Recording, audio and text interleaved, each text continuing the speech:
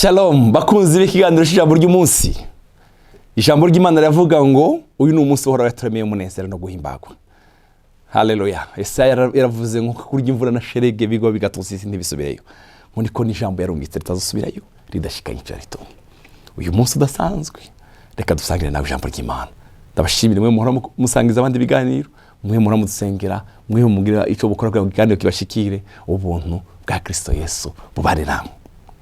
Dusome ijambo ryanditse mu cete Paulo yandikiye itorero y'Abaroma igice cya 12 dusome ku murongo wa 10 umurongo w'9 igice cya 12 umurongo w'9 hano harantu haravuga ngo uko abakristo bakwiriye kumera. Paulo agerageza kubwira abakristo b'Roma uko bakwiriye imifato yabo. Reka twumve icyo yababwiye mu murongo w'9.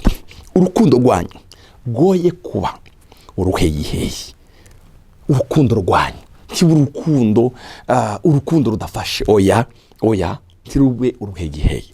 Mwanke ibibi. Haleluya. Ijambo rya mbere yavuze ku rukundo. Icya kabiri mwanke ibibi. Icya gatatu avuga ijambo ryiza. Mu matane n'ibyiza. Mu matane n'ibyiza. Umatane muvandimwe, umatane no kugira neza. Kuko ineza ntabwo izibora. Umatane no kwiyumvirira abandi cyiza. Umatane, haleluya, no kwiyumvirira abandi ibyiza. Haleluya. Urukundo rwanyu goye kuba uruheyiheyi. Urukundo rw'uburyarya. Urukundo oya, tugira urukundo rw'imbise ruviye iriya mu mitima yacu. Icya kabiri mwanke ibibi. Wange kibi. Ikibi ndikuneshe. Haleluya. Wange ikibi mu buzima bwawe. Amen. Mu matane n'urukundo, mu matane n'umunezero, mu matane n'ibyiza, mu matane n'amahoro, umatane no kugira neza. Umurongo wa 10 kavuga ngo kuvye gukunda bene data mukundane rwose. Ntukunda umuntu kubera ivyo aguha, ntukunda umuntu kubera afise oya. Kuvye gukunda bene data mukundane rwose. Ndakwifurije urukundo. Ndakwifurije gukundana rwose. Kuvyishubahiro. Mumvirize, kuvyishubahiro umuntu wese ashira imbere mugenzi we. Kuvyishubahiro. Kubw'intebe z'icubahiro umuntu wese ashira imbere mugenzi we. Ndakwifurije gushira umugenzi wawe imbere. Kuvyishubahiro umuntu wese ashira mugenzi we imbere. Kuvyo gushishikara. Timugira urwangara. Mukovye mu mitima gukorera umwami wacu. Haleluya. Mukovye mu mitima gukorera umwami wacu.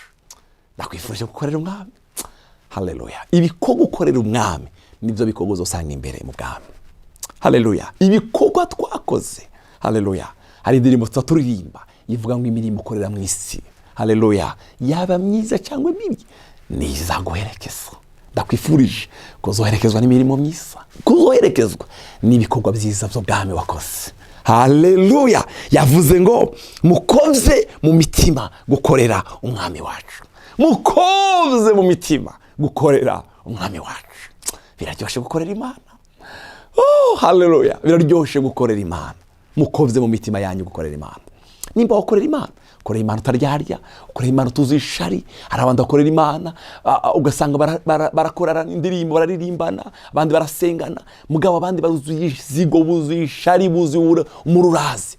Mukorera Imana mudafite amajwi abagiriza ikibi, mukorera Imana mudafite inzigo mu mitima yanyu, mukorera Imana muzi ko muzohembwa n'urya muri ko murakorera. Uzikorera Imana uzi neza ko akuzi. Mukovye mu mitima yanyu gukorera umwami wacu. Munezererwe kwizigira ibizoba. Munezererwe kwizigira ibizoba. Hari ibyo tuzobona tugeze imbere y'umwami wacu. Mwihanganira amagorwa. Mwihangane. Wihangane muvandimwe. Mwihanganira amagorwa. Mushishikare gusenga. Ikibazo wowe urimo kihanganire. Ahubwo shishikara gusenga. Urakeneye kukivamo, shishikara gusenga. Tera intambwe yo gusenga. Haleluya. Wihanganira iki? Wihanganira ibyo bibazo urimo. Ari kugira gute? Ushishikare gusenga. Ntiyagira ikintu kikubuza gusenga. Haleluya. Naho udafite umutwaro, senga. Ibyo Imana yaguhaye, ibyo yagushize mu biganza, ubirindisha amasengesho. Hari umugisha yaguhaye, ubirindisha gusenga, mushishikare gusenga, mushishikare gusoma ibyanditswe byera, mushishikare kwiyuzuza n'umwami wacu. Haleluya. Hari ijambo rivuga mu gitabo cya Yobu ngo wiyujuje nawe agira amahoro menshi, agira amahoro menshi n'amahirwe. Mushishikare kwiyuzuza n'umwami. Umurongo wa 12. Haleluya. Umurongo wa 13. Mugabaniriza abera ibyo ufite, ubigabaniriza abera, mugabaniriza abera. Ni byiza ko Imana yaguhaye ubigabaniriza abera, nturabe wowe gusa ubwawe n'abawe. Paulo yabwiye abaroma arababwira ngo mugabanirize abera. Haleluya. Uko mukenye mushishikare gutanga indaro, mugabaniriza abera uko mukenye kandi mushishikare gutanga indaro. Umurongo wa 14. Ababahama mubagire gute? Mubahezagire. Jambo rirakomeye. Abaguhama ubahezagire, mubahezagire, ntimubavume. Ntukore ikosa ryo kuvuma wa muntu ariko araguhama. Muhezagire, kora contraire, reka kumuvuma. Iryo jambo niri ukuye mu kanwa kawe. Haleluya. Munezererewe, munezeranwe n'abanezerewe, murirane n'abarira, muhuze umutima, timushira imitima kubikomeye, ariko mugendane nibyoroheje, timwiyite abanyabwenge, timusubirize umuntu mu nkoko kibi yakugiriye. Umuntu nakuvuga nabi, reka kugenda umuvuga nabi, muhezagire, mwatureho umugisha w'Imana. Umuntu nagukora ikibi mugisubiza ikindi, oya, timusubiriza umuntu mu nkoko ikibi yakugiriye. Mubabare gukora ibyiza imbere y'abantu bose. Haleluya. Namba bishoboka mu ruhande rwanyu mwuzure n'abantu bose. Nimba bigushobokeye mu ruhande rwanyu wuzure n'abantu bose. Bana n'abantu amahoro, bana n'abantu amahoro.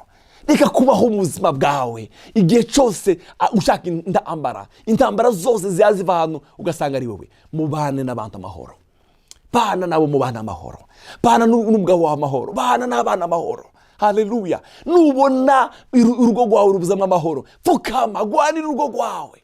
Haleluya. Nimba uyu muntu adashobora gusaba imbabazi kandi arogozeye, wewe zisabe, ca bugufi, mubane n'abantu amahoro. Bene data, ni byiza ko abantu babana abana nyakubana kandi mu mahoro. Haleluya.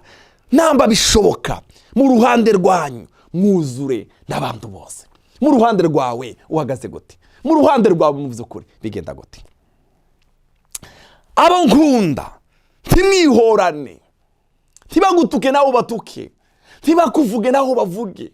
Oya, ntimwihorane, ariko muhe uburyo uburake bw'Imana, kuko wanditswe ngo uguhora n'ukwanje ni jewe nzobasubiriza mu nkoko, niko horagize. Reka kwihora, hari uzohora n'Imana. Niba uzoguhorera, reka kwihora muri buno buzima, reka kwihora, bana n'abantu amahoro. Haleluya. Ariko umwansi wawe niyasonza umugaburire, niyagira inyota muhe ico kunywa, kuko niwagira utyo uzoba umurunze ko amakara yaka mu mutwe. Nagutuka umuvuge neza, nakwiyumvira umumwiyumvire neza, nasonza umugaburire. Numusanga ahantu ahagaze ariko aranyagirwa, mwishize mu muduga wawe, mukorera iciza, nguzobusa nkaho ufashe amakara yaka ukayashira ku mutwe wewe.